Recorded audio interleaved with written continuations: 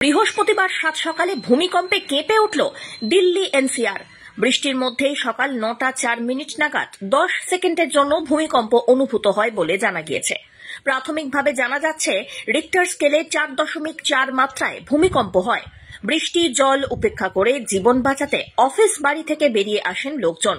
জানা গিয়েছে এই দিনের কম্পনের কেন্দ্রবিন্দু হরিয়ানার রোহতক এলাকা, যার ঝটকা লেগেছে রাজধানীতে। দিল্লি এবং তার আশেপাশের বিভিন্ন এলাকায় বেশ শক্তিশালী কম্পন অনুভূত হয়েছে বলে খবর। ভূমিকম্পের জেরে রাজধানী দিল্লি এবং আশেপাশের এলাকার বাসিন্দাদের মধ্যে তীব্র আতঙ্ক ছড়িয়ে পড়ে। অনেকেই ভয়ে বাড়ি থেকে বাইরে বেরিয়ে আসেন।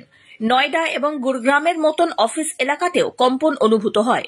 কম্পন অনুভূত হয়েছে উত্তরপ্রদেশের মিরট এবং শামলিতেও, যা কম্পনস্থল থেকে প্রায় 200 কিলোমিটার দূরে অবস্থিত। Bureau report.